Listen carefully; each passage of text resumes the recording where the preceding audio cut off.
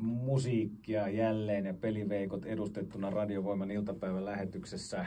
Puheenjohtaja Kari Kilpinen täällä ja joukkuejohtaja Kimmo Ylisavola. Ja kertokaas, mitä kansainvälisyys merkitsee peliveikoille. Teillä on hyvinkin internationaalia porukkaa ja kansainvälistä meininkiä peliveikossa.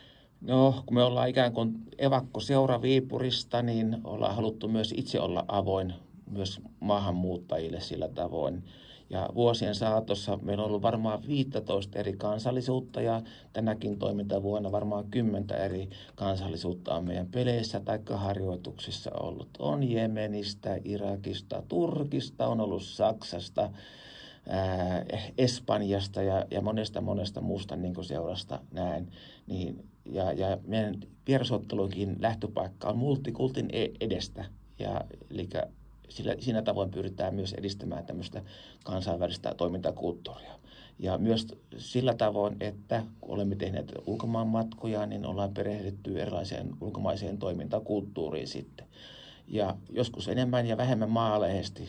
Mun esimerkiksi puheenjohtajamme Kari Kilpinen oli 2000, mikä se vuosi oli? 2008 jalkapallo. 12 euromestaruuskilpailussa Ukrainassa, niin hän jopa nukkui Ukrainan maissipellossa. Oli niin ilmeisesti kuuma kesäyö. Ja aina... No ei, kun siellä ei ollut hotelleja saatavilla. Se oli leirintäalue, joka oli tehty maissipeltoon. Ei mitään, unohtaa. Joo. Eteenpäin. Joo, mutta kulttuuri merkitsee myös semmoisia asioita, että itsekin toimin vähän niin kuin kulttuurin saralla. Olen nimittäin Iitin kansalaisopiston rehtori ja toimipaikkani on Iitin kirjastolla. Ja asiahan on sisältävän ajankohtana, että Iitin peruskorjattu kirjasto viettää huomenna avajaisia Kausalassa kello 12. Ja itse kun olen lahtelainen, niin olen huomannut ja ilokseni huomasin, että Iitin kirjaston on suunnitellut sama arkkitehti kuin Lahden kirjaston, ikään kuin Lahden kirjasto pienoiskoossa. Ja tänä päivänä kirjasto on sellainen kansalaisten ja kuntalaisten niin kuin olohuone, että tarjoaa jokaiselle niin kuin jotakin, ei pelkästään kirjoja, vaan harrastusmahdollisuutta. Siellä vaikka voi käyttää ompelukonetta tai saada digitukea tai yhdistykset voi pitää erilaisia niin kuin kokouksia siellä. Että se on niin kuin koko kansan niin kuin semmoinen olohuone tänä päivänä. Ja muutenkin kulttuuri on semmoinen, että meidänkin seurassa on hyvin erilaisia kulttuuriharrastajia ja tieteen harrastajia. Muun muassa tämä meidän puheenjohtaja on väitellyt tohtoriksi, kasvatustieteen tohtoriksi.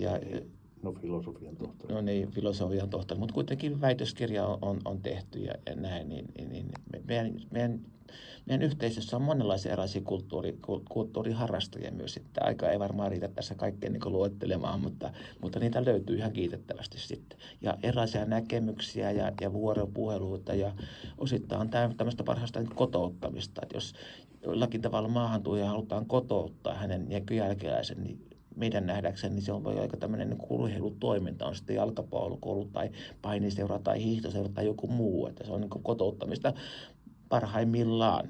Ja puheenjohtaja Kilpinen varmaan yhtyy tähän samaan näkemykseen. No, kyllä se näin on. Joo. Joo, se on aikamoinen rikkaus, että on sitä porukkaa monesta maasta. Joo. Onko siinä mitään haasteita sitten? Onko se vaan ainoastaan rikkaus? Meneekö kaikki aina hyvin? Onhan, ne ei aina, joskus aina tulee pieniä voi aina pieniä ristiriitoja, mutta kyllä... Kulttuurieroja. No, kulttuurieroja. Siitä on kysymys monta kertaa, että vähän ymmärretään väärin, mutta kyllä ne on aina ei ole sitten pitkän päälle. Ja eikö se ole helppoa sitten, kun on se, kumminkin se peli siinä, se jalkapallo? No peli on ja... Sehän nyt yhdistää, niin vaikka olisi yhteistä kieltäkään. Kyllä. Että kyllä, joskus on pieniä ollut, mutta me ollaan aina saatu sitten ne soviteltua, että ei sitten... Se on ihan selvä. Totta kai kanssakäymisessä syntyy aina tiettyjä ristiriitoja, mutta kyllä aina pitää lähteä siitä, että sovitellaan asioita. Peliveikot pelaa, vaikka ei aina voitakaan. No. Mitä voittaminen merkitsee teille? Kuinka suurta roolia se näyttelee pelaamisessa vai onko vaan pelaaminen tärkeää? No itse toimin myös näin peleissä valmentajana ja teen pelaavat kokoonpanot ja huolehdin muutenkin, että saadaan hyvä tapahtuma aikaiseksi. Niin kyllä sen meidän kavereista niin huomaa, että niin kentällä kun mennään, niin sinne mennään jokainen peli aina niin voittamaan ja se tuo uutta niin potkua ja kun ajatellaan, että erittyy tuohon vereen, niin kyllä se niin voittaminen on aina se pääasia siinä niin kentällä ja sen ottelutapahtuman aikana. Ja jokainen tietysti voi voittaa eri tavalla. Voidaan voittaa se peli tai sitten hävitä kenties sitten. Mutta se voittamis on se, että saat itse niin liikkeelle, jos sä kärsit vaikka yksinäisyydestä tai työttömyydestä tai sairaudesta, niin kun sä tuut vaikka harjoituksiin, niin sen harjoituksen jälkeen se jalka nousee niin nopeammin ja sulla on parempi mieli. Että se liikunta, JVG:n sanoin, edelleenkin siteeraan sitä, varsinkin kun oltiin viime viikonloppuna vaimon kanssa Tapiola-festivaalilla kuuntelemassa JVG, niin liike on lääkettä. Niin se on. Kyllä se on siis, voittaminen on tavoite, mutta ei pidä ottaa liian vakavasti. Sitten kun tulee tappio, niin sitten tulee tappio ja se pitää vaan aina. Että ei se voi olla pelkästään, että ne on sitten, meilläkin kuitenkin ne pelaajamateriaali sitten välttämättä riitä mihinkään hirvittävän korkealle, niin aina se pitää sitten sallia, että joskus hävitään. Joo, ja häviämään ollaan tässä vuosien saatossa niin kuin opittu. Viime syyskausi toi hyvää oppia.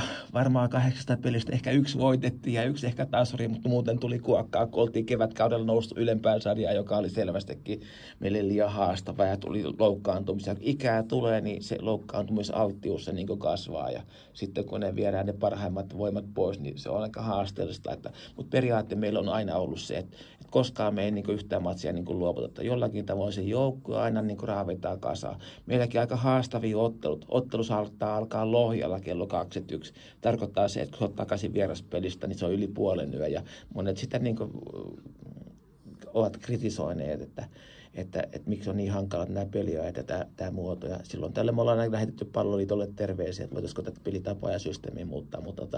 Mutta tänä vuonna on tosi kivasti mennyt tämä kausi. Että meillä on pikemmin ollut niin runsauden pula, kun pelaajien vähyttää, että täytyy koputtaa puhuta tämän asian suhteen.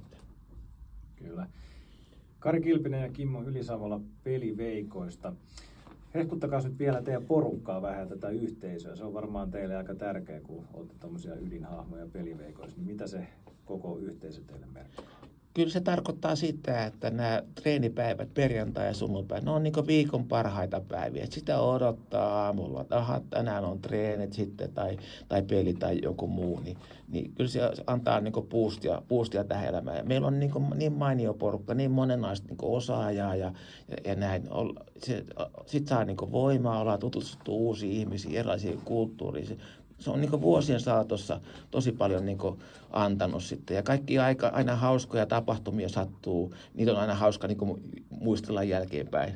Yksi semmoinen hauska episodi, jos on aikaa vielä kertoa täällä. Meillä pelattiinko me ekaa vuotta 35 pelissä, osallistuu Suomen kuppiin. Meillä oli maalivahtiongelma sitten ja kukas muu sinne maaliin meni kuin Kilpinen. Vielä oli derby Reipasta vastaan ja pelattiin Mukkulan kentällä ja siinä on semmoinen hauska episodi, että Kilppa oli maalissa ja onneksi pallo pyöri siinä vastustajan kenttäpäädyssä. Oltiin tekemässä kovasti maalia. Kilppa meni jotakin verkkoon korjaamaan ja hänen kenkänsä jäi jumiin siihen verkkoon. Ja lapset oli katsomassa vaan ja ihmetteli, maalivahti jumittu sinne verkkoon eikä saanut millään pois. Mutta onneksi meidän keskikenttäpelaajat hyökkäät pystyi pitämään palloa siellä reippaan puolustusalueella. Ei päässyt tulemaan semmoisia niin haavereita sitten. Että monia muitakin hauskoja tapahtumia. Se olisi taas toisen niin keskustelun paikka. Mutta näitä kun aina muistelee näitä juttuja, niin siitä tulee hyvälle mielelle. Löytyykö täältä lisää juttuja? Mitä voi löytyy, mutta ehkä kaikkea ei voi kertoa. Ei voi, jätetään kertomatta. Ihan kaikkea ei voi kertomaan. Hei, kiitoksia teille vierailusta, Kari Kilpinen ja Kimmo Ylisavola. Joo, kiitoksia Jani sulle, että päästiin tänne sun vieraaksi. Ja muista käyttää tämä lahjakortti. Tätä ei välttämättä voi siirtää 3. henkilölle sitten enää. Se on henkilökohtainen. Se on henkilökohtainen. Joo, eikä missään torissa tai muualla voi sitä myydä. Vaikka me tiedän, että siitä saisi lisää, mitä tuohon on kirjattu enemmän, mutta yritän löytää joku kerta aika itsellesi. Minä kiitän teitä vierailusta. Täältä tulee Etelä-Suomen Sanomien kello 4 uutiset nyt seuraavaksi. Ja onko vielä jotain terveisiä tai jotain, mitä jäi sanomatta, jotain tärkeää? Jos kiinnostaa, sä oot pelannut kenties alasarjoista, ikä on noin 30 plussa ja oot pelannut korttelista tai alasarjoissa, etkä halua enää niin vakavasti ottaa, niin meillä on ovet aina avoinna ja odottaa yhteyttä muuhun ja näin. Me harjoitellaan hyväkuntoisella kentillä 2 kertaa viikossa tekonurmella, talvella kerran futsalia ja kerran lämmitetyllä tekonurmella. Mielellämme otamme uusia pelaajia vastaan. Kiitos teille vierailusta. Kiitoksia. Kiitos.